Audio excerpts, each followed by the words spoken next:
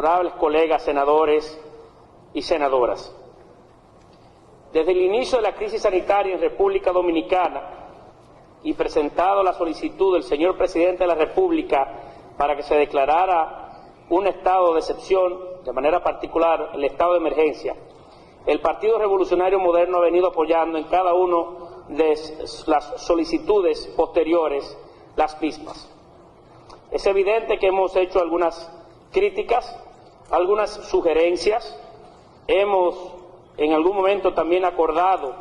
como consecuencia de las realidades que se dan en el Congreso Nacional, espacios de tiempos menores a los solicitados, pero en sentido general el Partido Revolucionario Moderno ha estado a la altura del momento y ha dado una mano al gobierno dominicano en su solicitud a través del tiempo. Sin embargo, en esta oportunidad, y a nombre de mi organización política, quisiera dejar claro ante la opinión pública nacional y ante este hemiciclo que tanto en el Senado de la República como en la Cámara de Diputados, el Partido Revolucionario Moderno votará no por la solicitud de prórroga del estado de emergencia. Y en esta oportunidad, a diferencia de las anteriores,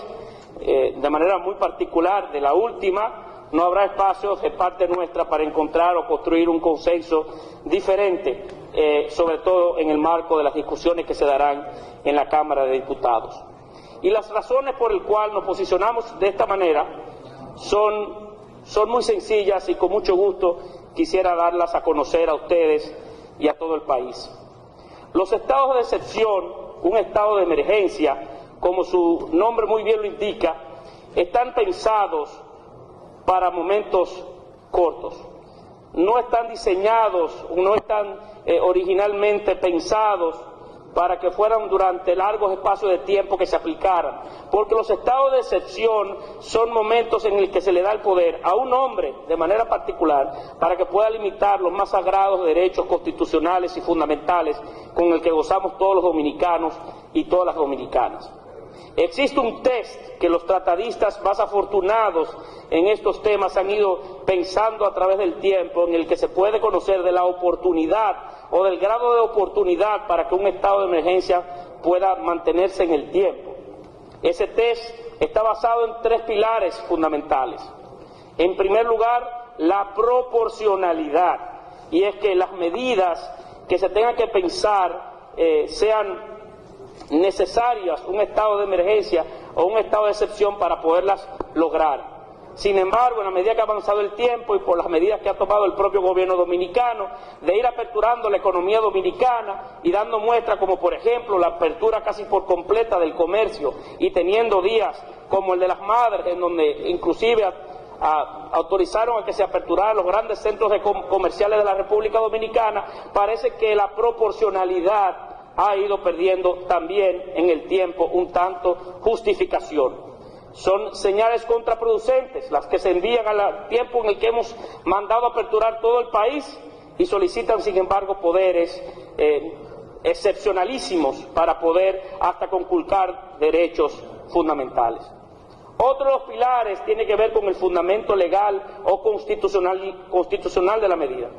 Y también en la discusión, aun cuando haya tenido originalmente cierto sentido la aplicación de un estado de emergencia, en las solicitudes reiteradas del gobierno, donde inclusive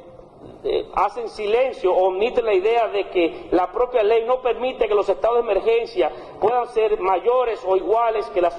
prórrogas originales o las solicitudes originales, entonces también ha ido perdiendo en el tiempo, se ha ido diluyendo en el tiempo la propia fuerza legal o constitucional de la solicitud, porque se ha hecho caso omiso a los mandatos de la propia ley. Y por tercero, y mucho más fundamental en esta discusión, como un tercer pilar, son la fiscalización del mismo. Es la forma en la que podemos contar o contabilizar que esos esfuerzos que hemos hecho como país, esa cesión de nuestros propios derechos hayan podido tener sentido en el tiempo.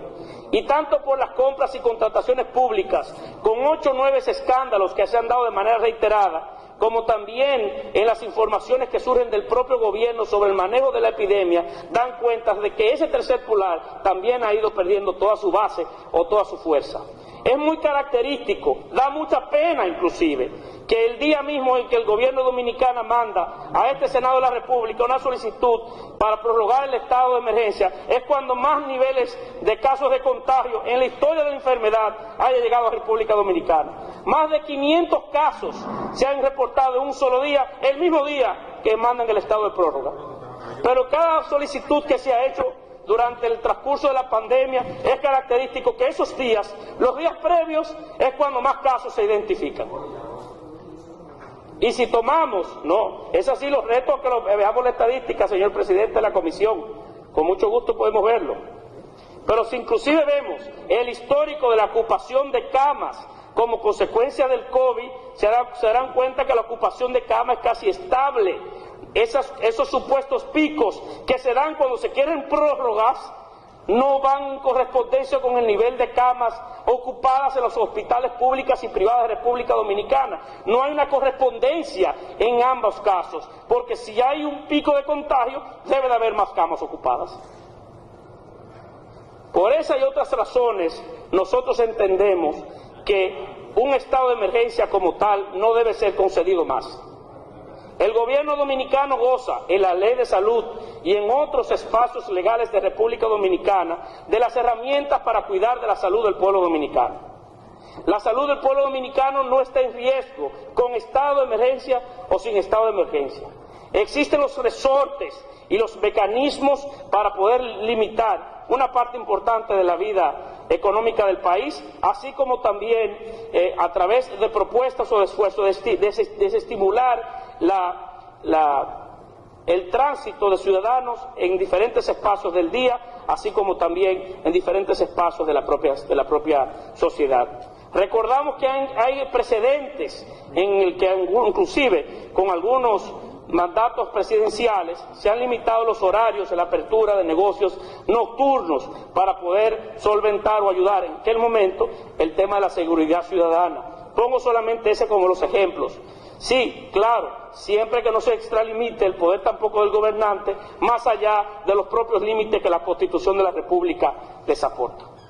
La salud del pueblo dominicano no está en riesgo. Este no es el tema en discusión el día de hoy, sino uno diferente. Es que se ha llegado un momento en la crisis en el que algunos quisieran mantener el estado de ánimo, de preocupación, de miedo y de intimidación en la sociedad dominicana para poder obtener capital político apenas a días de unas elecciones presidenciales y congresionales. Ese es un uso lamentable de un momento como el que vive hoy la República Dominicana, que requiere de un ejercicio responsable de la acción pública y no utilizar un tema tan difícil como este, que toca las fibras más sensibles del ser humano para poder sacar una rentabilidad política de la pandemia del COVID-19.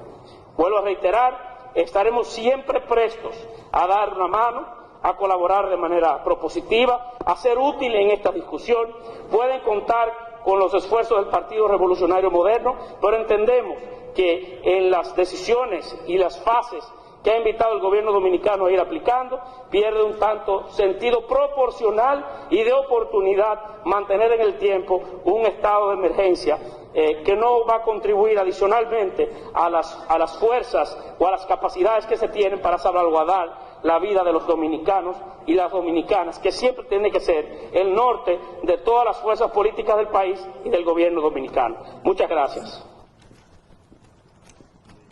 Tiene la palabra el senador Julio César Valentín.